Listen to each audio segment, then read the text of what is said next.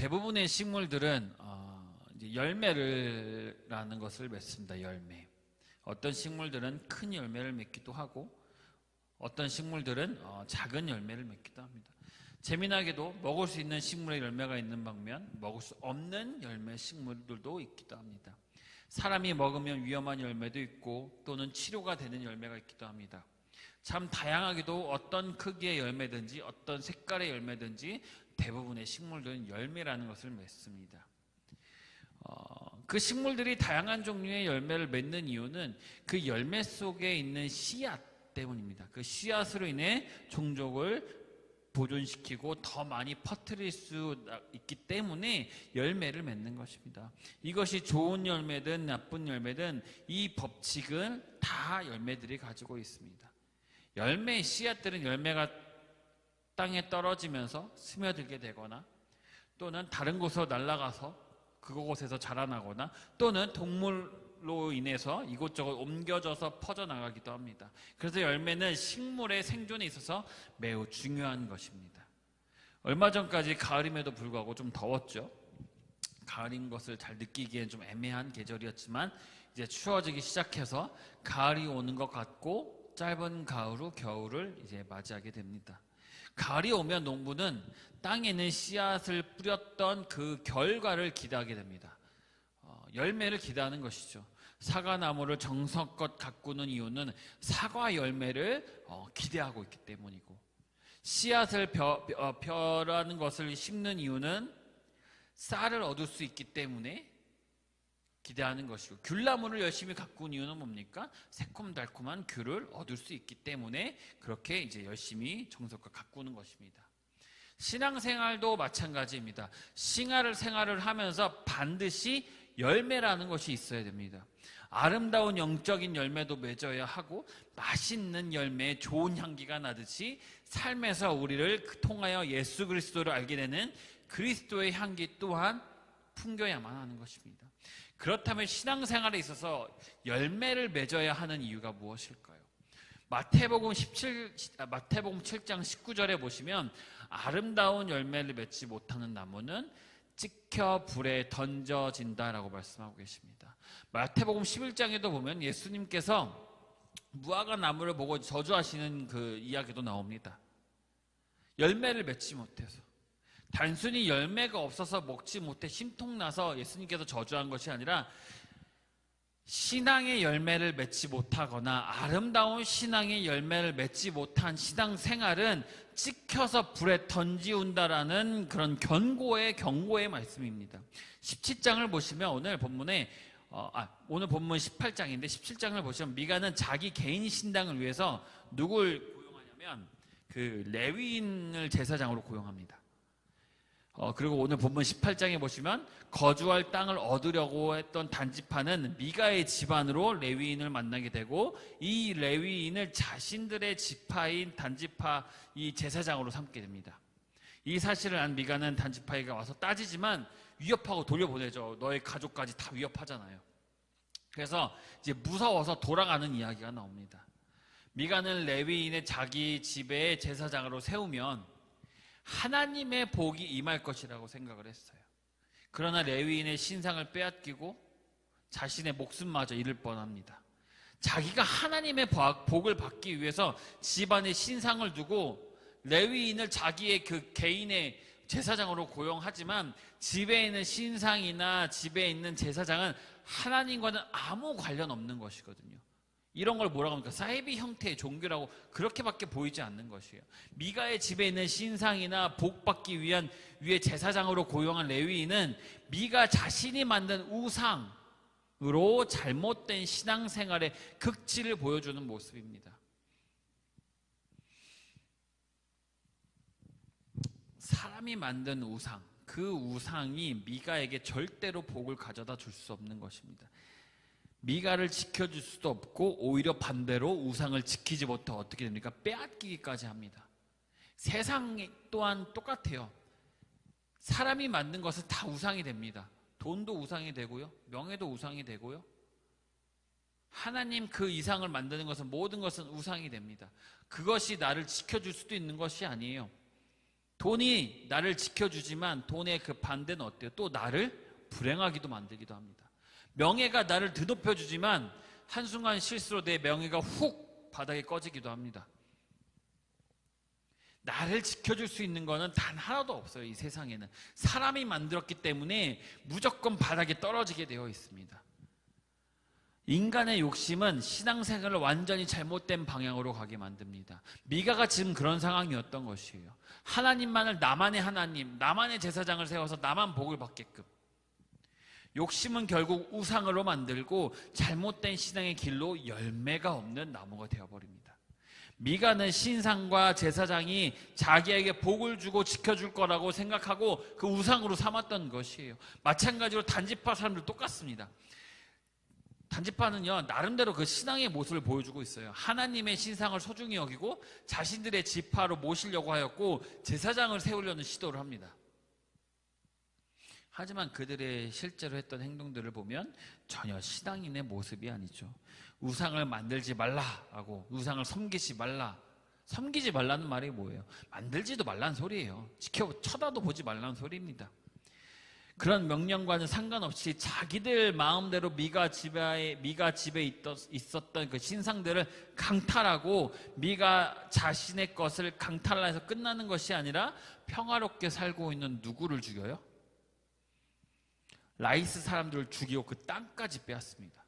하나님께서 주신 땅은 블레셋에게서 빼앗지 못하고 전쟁이라고는 모르는 그 평화롭게 사는 그 약한 라이스 사람들을 죽이고 땅을 빼앗는 것입니다. 그들은 신앙생활을 하는 것처럼 보이지만 하나님 말씀에는 관심이 없고 오로지 자신들의 마음대로 행동하는 모습을 오늘 본문에서 볼 수 있는 것입니다. 나는 신앙인이야 라고 하지만 이 사람들의 행동은 뭐예요? 전혀 상관없는 행동을 하고 있다는 것이죠.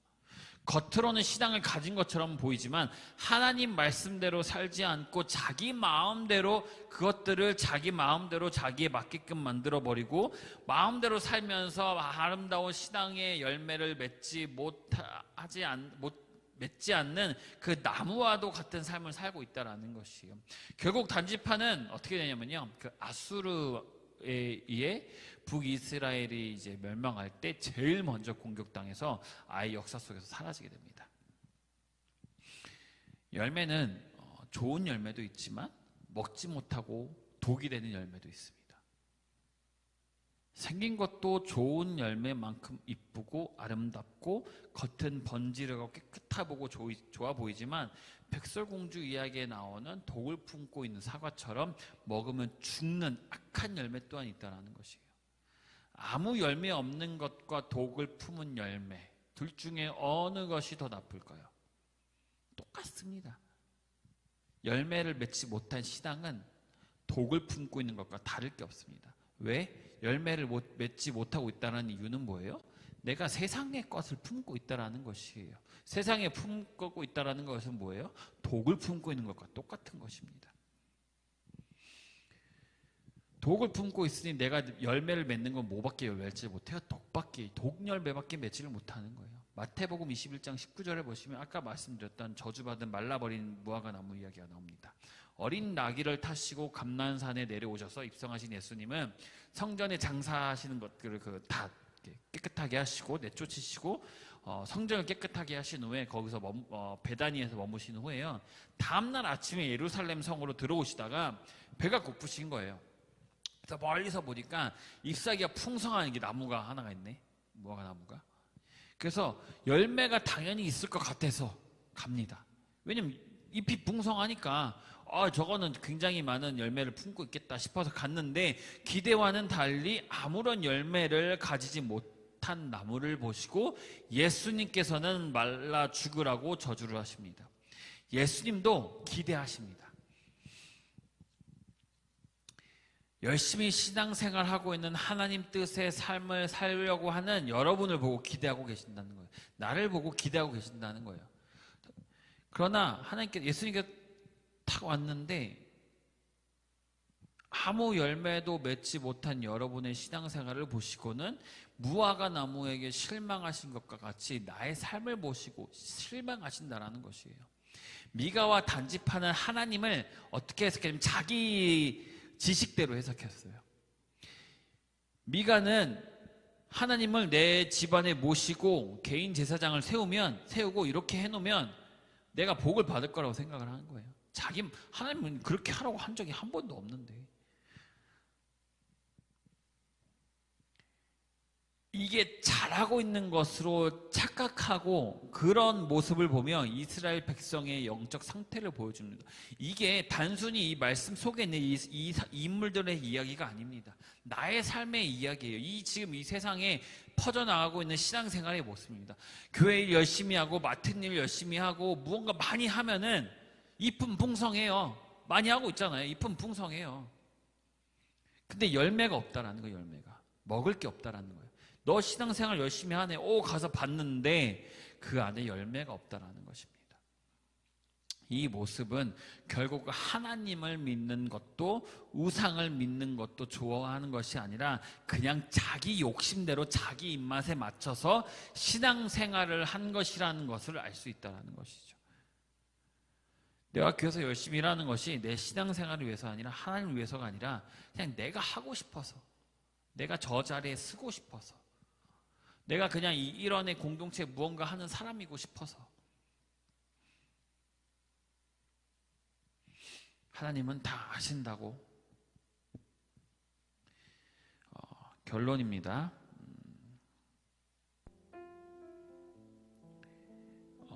우리는 신앙의 아름다운 열매를 맺어야 합니다. 뜨거운 신앙과 부지런한 신앙의 모습은 아름다운 것은 분명합니다. 교회에서 열심히 일하고 봉사하고 남을 위해서 열심히 일하는 것 좋습니다. 많은 일을 하려고 하는 것, 힘들어도 지쳐도 세상 일과 또 다르게 교회 와서 열심히 하는 것 너무나도 좋습니다. 아름다운 것은 분명합니다. 그러나 하나님께서는 열매를 기대하고 계신다는 것이에요.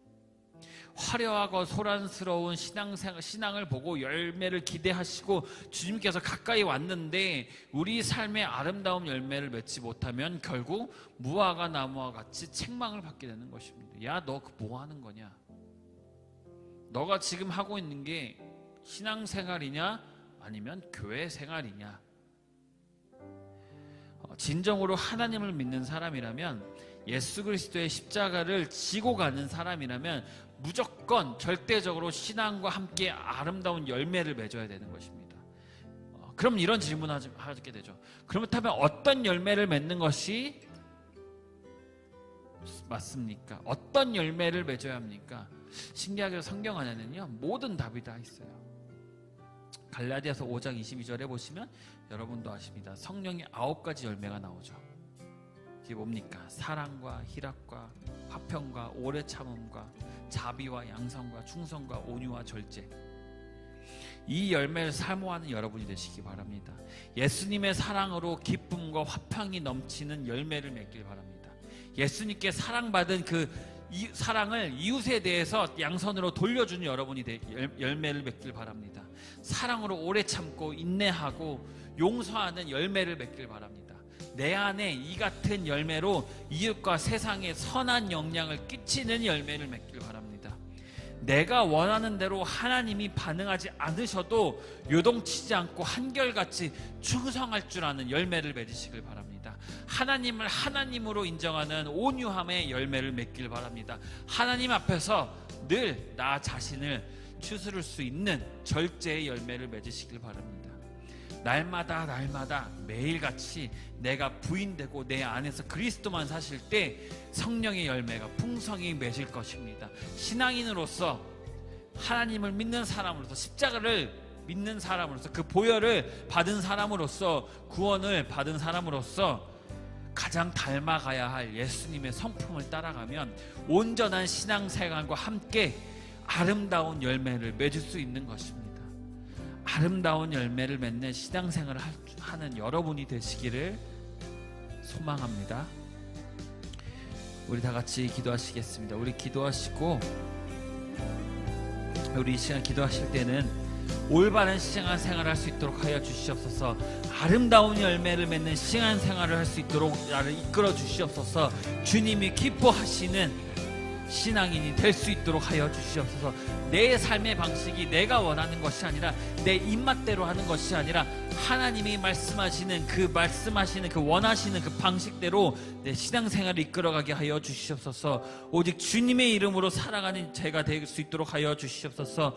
주님을 내 품 안에 담고 그리스도의 향기를 품는 아름다운 열매를 맺게 하여 주시옵소서. 우리 다 같이 주여 한번 외치고 기도하겠습니다. 주여! 이제는 우리 주 예수 그리스도의 은혜와 하나님 아버지의 거룩하신 사랑과 살아계시고 지금도 함께 하시며 사명을 감당할 수 있도록 성령의 기름 부으심으로 인도하시는 성령님의 그 크신 은혜와 사랑이 우리 모든 성도와 교회와 축복에 지금부터 영원토록 함께 있을지어다.